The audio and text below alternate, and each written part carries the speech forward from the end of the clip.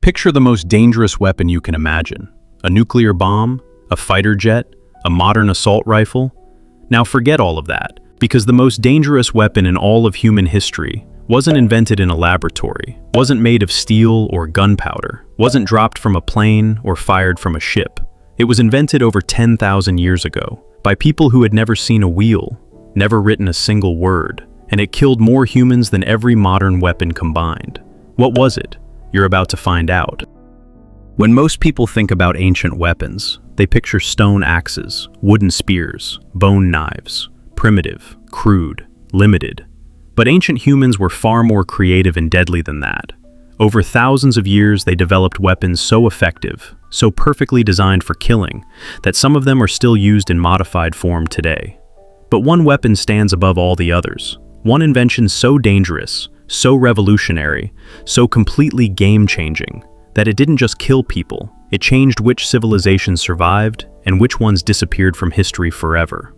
Today we're going to count down through the most dangerous ancient weapons ever created, and reveal the one weapon that changed everything. Before we get to the most dangerous weapon of all, let's talk about the ones that almost made the top spot, the spear. The spear is arguably the most important weapon in human history. Ancient humans have been using spears for over 500,000 years. That's not a typo. 500,000 years. The spear extended a human's reach far beyond their arm length, allowed hunting of animals much larger and stronger than humans, and in warfare, a line of spear-carrying warriors was almost unstoppable. Ancient Greek armies used a formation called the phalanx. Rows of warriors locked their shields together, with spears pointing forward at multiple angles, an almost impenetrable wall of sharp death. Armies using this formation conquered enormous territories. The spear changed warfare forever, but it's not our most dangerous weapon, the bow and arrow. The bow and arrow completely revolutionized ancient warfare. Suddenly warriors could kill from a distance. No more standing close enough to be killed yourself. No more risking your life in hand-to-hand combat. The bow and arrow created the world's first long-range weapon. Ancient armies with skilled archers could devastate enemies before they even got close enough to fight back. The composite bow, used by Mongol warriors, was so powerful, it could pierce armor from 200 meters away. That's 2 football fields. The bow and arrow changed the entire strategy of warfare, but it's still not our most dangerous weapon, the sword. The sword is the weapon most people associate with ancient warfare, and for good reason. A well-made ancient sword in trained hands was devastating in close combat. The Roman gladius short sword was perfectly designed for stabbing in tight formations. The Japanese katana was so precisely crafted, it could cut through multiple enemies in a single swing. The sword became a symbol of power and authority. Kings carried them. Warriors trained their entire lives to master them. The sword shaped the outcomes of countless battles and wars. But the sword is still not the most dangerous weapon in ancient history. So what is? The most dangerous weapon in ancient history was the horse. Not a bow, not a sword, not a spear, a horse. Now before you close this video, hear me out, because this will completely change how you think about ancient warfare and civilization. The horse wasn't just a weapon, it was the ancient equivalent of a tank, a fighter jet, and a nuclear deterrent all combined into one. Let's break down exactly why. Speed. A horse can run at 55 kilometers per hour. The fastest human can barely reach 45 kilometers per hour for a few seconds. In ancient warfare, speed was everything. An army on horseback could attack from any direction, strike with devastating force, and disappear before the enemy could organize a response. Hit-and-run tactics used by ancient cavalry were almost impossible to counter. By the time enemy forces organized their defense, the horseback warriors were already attacking from a completely different direction. Power. A horse and rider together weigh over 600 kilograms, charging at full speed. The impact force of a cavalry charge was essentially unstoppable to ancient foot soldiers. Ancient writers described cavalry charges as feeling like the earth itself was attacking you. The ground shaking, the thunder of hooves, the screaming of horses. Psychologically devastating before a single weapon was used. Height advantage. A warrior on horseback fought from above, striking downward with maximum force and leverage, while foot soldiers had to strike upward against gravity. The height advantage of cavalry was so significant that ancient generals specifically trained their cavalry to target enemy commanders first, kill the leader from above, watch the army collapse below. range and logistics. But here's the aspect most people completely overlook. The horse didn't just change how ancient humans fought, it changed how far they could go. Before horses, an army could march roughly 30 kilometers per day on foot. With horses, an army could cover 100 to 150 kilometers per day, 3 to 5 times faster. This meant ancient armies could strike targets hundreds of kilometers away before defenders even knew they were coming. Supply lines extended massively. Empires could be built that would have been completely impossible on foot. The Mongol Empire, which became the largest land empire in human history, was built entirely on the back of superior horsemanship. At their peak, the Mongols controlled territory from Eastern Europe all the way to the Pacific Ocean. One continuous empire, built by men on horses. But the horse wasn't just a weapon of war, and this is where it gets truly mind-blowing. The horse changed absolutely everything about human civilization. Trade. Before horses, traders could only carry what they could personally lift and walk with. With horses pulling carts and carrying loads, trade routes exploded in distance and volume. Goods moved between distant civilizations for the first time. Ideas traveled with those goods.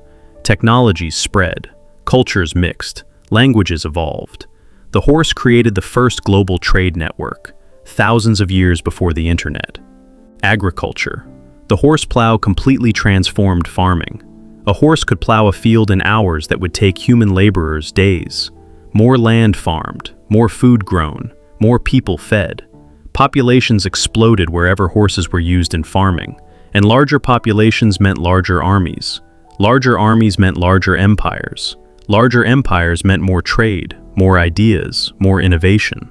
The horse created a civilization multiplier effect that changed the entire trajectory of human history.